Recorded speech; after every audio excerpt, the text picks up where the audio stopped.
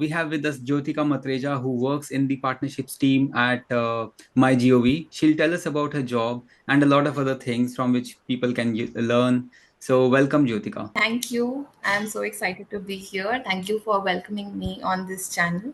I am working as a joint manager at MyGov, and I've done a master's in public policy and my graduation in Spanish. So it has been a roller coaster ride, but I'm thoroughly enjoying it. I was so excited to learn Spanish. That was not only the language and literature, but also the culture of the second most spoken language in the world. So that basically was the idea to broaden the opportunities at that time. And after that, when I got to know about public policy, Masters of Public Policy was introduced in National Law School.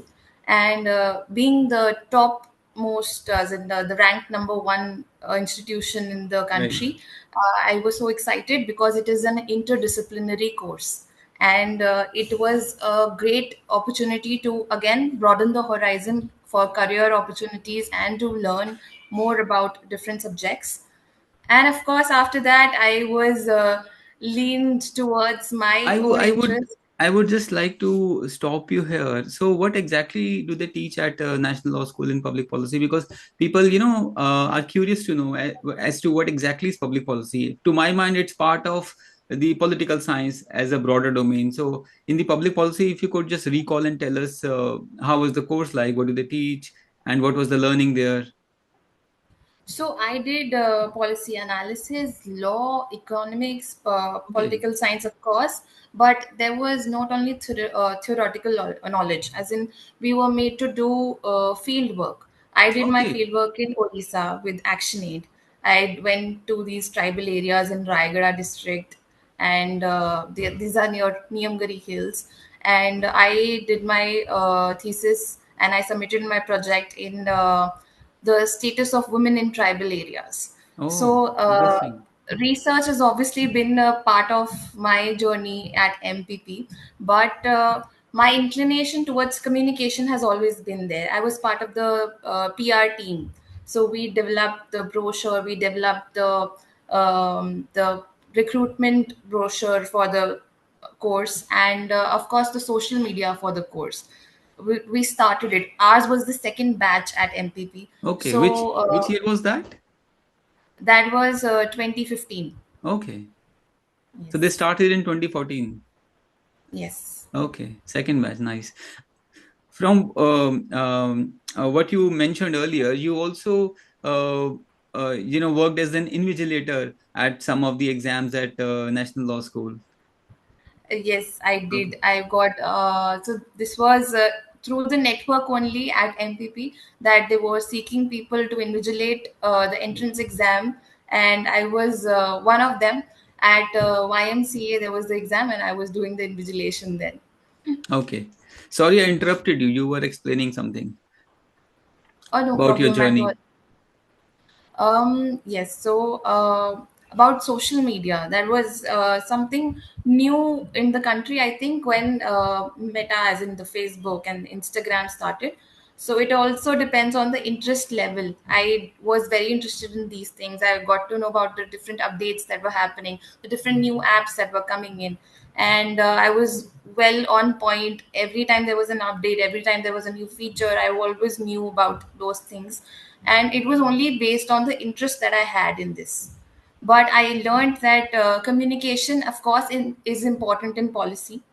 If you're doing good work, it's important to communicate that to all the stakeholders, of course, and through different mediums, not through social media only.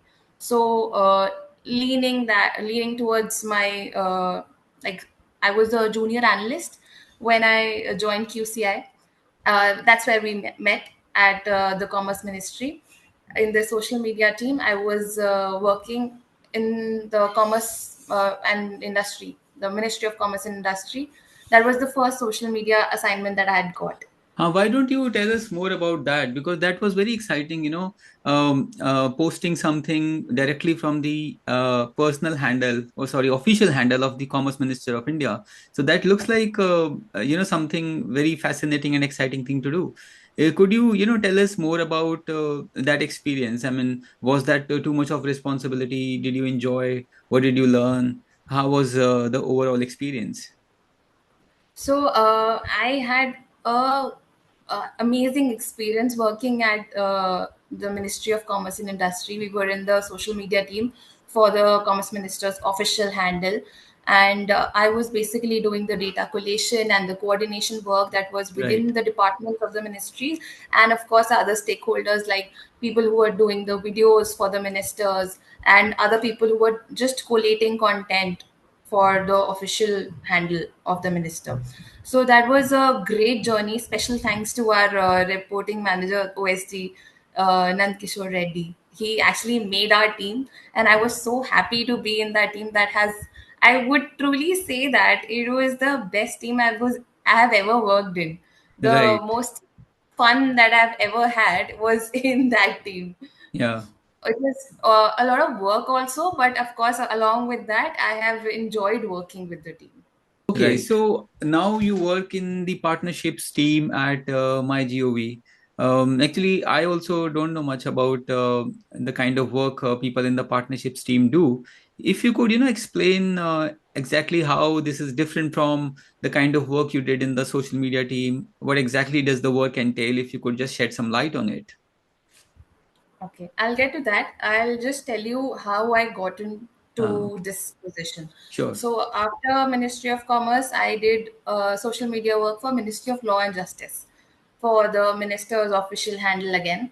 And after that, I came to MyGov, but I worked for Indian Cybercrime Coordination Center, and I led the social media team, and we were basically working on spreading awareness on cybersecurity and how to prevent cybercrime. That project ended, and I came back to MyGov, and I started working with the partnerships team where we coordinate with all the departments of all the ministries, and we basically foster citizen engagement. MyGov is a citizen engagement platform, and we have a website and an app, and we have over 30 million registered users and Oh, 24 states who like we help them to work on their state instances website like MyGov Punjab, MyGov Sikkim, MyGov Gujarat.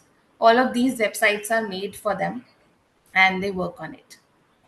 okay, that's Basically on all the policies, all the things that the government is working on, all the policies that the state governments are working on, they want to spread more awareness about these right. policies, so they host activities. So we have different kind of activities and citizen engagement through these activities, which is way more engaging than a circular or a public notification on a government website. Okay, okay. 30 million is a very large number, so they have quite a huge following. So that's on the social media or on the main platform of MyGov? On the website. Also, we have a great following on the social media as well. We are, I think, MyGov is present all over. You name any social media platform, and you will find MyGov on that. Okay. So No, but that's very exciting, about the fact that they do this citizen engagement, because otherwise a lot of people don't know what government policies are there, targeting them. So through these citizen engagement activities, you get to know about different policies offered across the ministries. So that's right. quite an innovative thing to do, I think. Yes, and we try to be as creative as possible to keep the citizen engaged, because it is not just the policy that we are trying to make them aware about. We are also giving them opportunities to participate in various quizzes, various competitions where they Oh, can also bring out their creativity. okay. That's exciting. Okay, tell me one thing. Working in a government entity, I mean, it's not like a proper government ministry, but working alongside the government, working for the government, working in a government office while you are not a government employee. How does it feel? I mean, do you feel slightly empowered, or do you think it doesn't make much of a difference when you are, focusing too much on your career? So What exactly, is your state of mind? What do you feel? Do you feel empowered by working for a government organization? I think definitely it gives some value to the work you do. It gives you a sense of purpose. And of course, you tend to like your work more if you know that the end result of your work is for some good and not just for, making money or just the single business kind of mentality. But I definitely feel that, of course, this opportunity came in with things like consulting and social media coming into picture, because say government opportunities, as in government exams, are not meant for these kind of job profiles. So that is where we came in.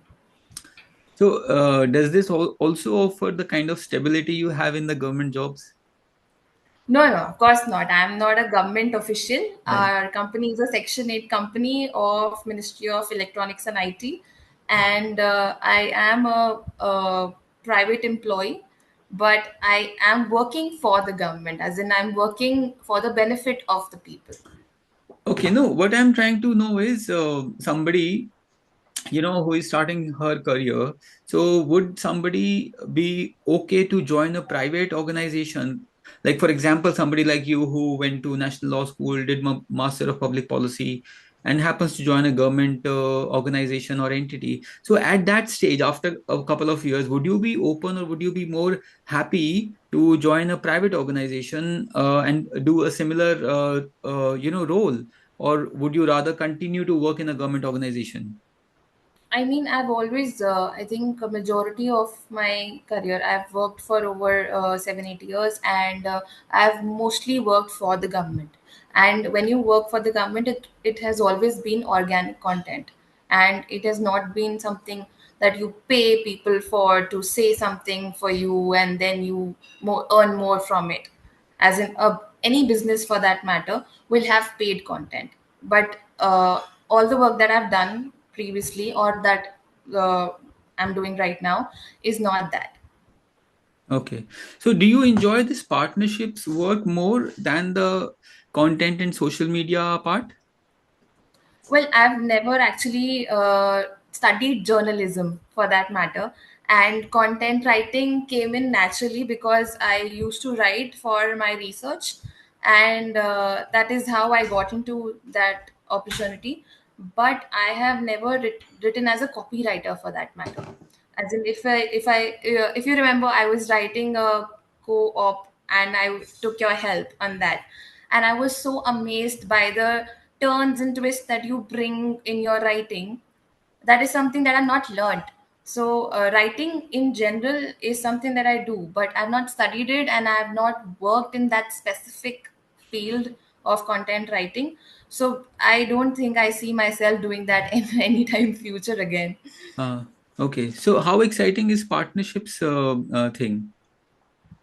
So basically, you get to meet people, you get to engage with people who are working on different policies, and you get to know what good is coming out of that.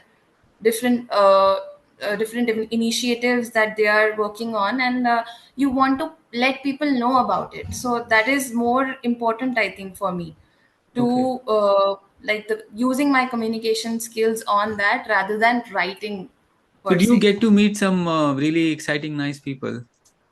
I do actually. I So do how much attend. how so how much of the work involves meeting people? Because sitting Um, behind a computer and writing, obviously that doesn't sound really exciting. So if the job really involves talking to people, meeting them, and getting to know new people, I'm sure that adds some fun to the job. So how much, let's say, if you are spending 100 hours in the job in total, so out of which, what percentage of the job would involve meeting people? I can't actually say by percentage, but I would say it is to each his own. For somebody who has a flair of writing like you, who loves expressing and want people to read it, I think that is writing something is more important for you. But for somebody like me, I like meeting people. I like knowing what they are doing, and I like using different platforms to let more people know what good is being done. So, but in terms of percentage, I can't say, but definitely I've had the opportunity to attend big events, big PM events, the National Creators Award, Bharat Parv, the Global Partnerships on Artificial Intelligence, the summit that happened in India, in Delhi. And then when I was leading the social media team, we had the G20 conference on crime and security in the age of NFTs, AI, and metaverse in Gurgaon. So we made the whole event live that time. So it is actually a great opportunity for me, and I thoroughly enjoy it. So does your job involve traveling also, or do all the events happen in Delhi? My travel was more when I was working as a junior analyst, as in I did a lot of research, as in field research, data collection, and all of that, as in going to remote areas as well. And um, yeah, I mean, But now you don't field need work. to go outside Delhi for attending any event. Basically, if you need to do a meeting in the ministry, it usually happens in Delhi. So Right. travel that ways is less. Okay. Do you have any regrets in terms of what you may have done? For example, you studied Spanish. I mean, do you regret not, pursuing it as a career, or maybe going in the mainstream public policy as some people do, working with a political party or some consulting firm? So you work in a slightly different role in partnerships, as you explained. So, in this entire career journey, which is very eventful, which is very unconventional, so to speak, so do you have any regrets or anything that if you look back, you feel that I wish I had taken up that opportunity. I wish I had, taken this career path. I would not say that I regret anything. Okay. I would still say there are, of course, disappointments that you make certain plans and they don't work out. But I truly believe that God's master plan is always on point. So, what I've experienced so far has been a wonderful journey, and I continue to enjoy it. And my work has been invaluable in terms of uh, like creating more growth opportunities for myself. I am truly satisfied with that. Okay. You, even though you work in a government organization, not as a government employee, but you have started sounding like a government official who talks only diplomatically correct things. Not exactly. Any advice that you may want to give to the youngsters? What I feel is, typically youngsters, they follow a very, very conventional career path.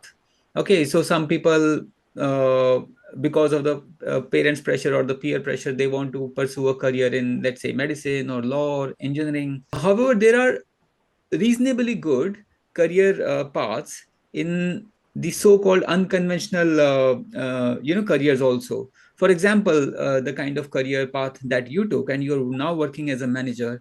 You did public policy, career stream which not many people knew about. I think probably 10 years ago, as you mentioned that in 2014 they started, it was the first batch in 2014. So if you could, shed some light on this unconventional career route that you took. Okay, so basically, I'll start with this thing. I've witnessed this. My own peers have been very dedicatedly working to become a doctor, a lawyer, and a engineer, and whatnot. If you think straight and if you know what you want to do, great, do that. But if you are in a bit of a tiff, thinking of what more opportunities you can have, what more interest do you have, you want to explore yourself, then of course the world is a blank slate, as in you can find endless opportunities, endless things that you could be interested in.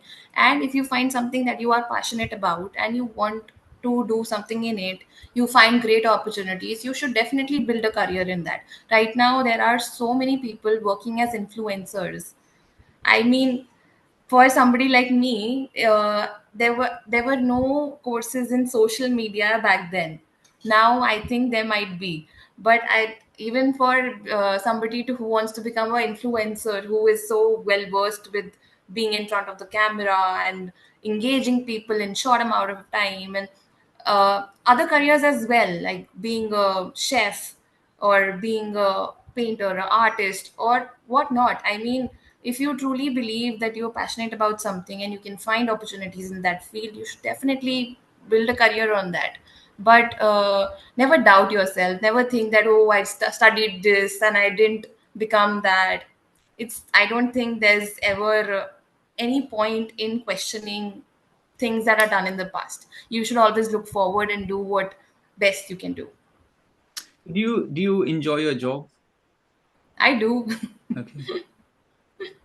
Okay, great. Okay, Jyotika, thank you so much. It was lovely talking to you. I'm sure you will do really well in your career.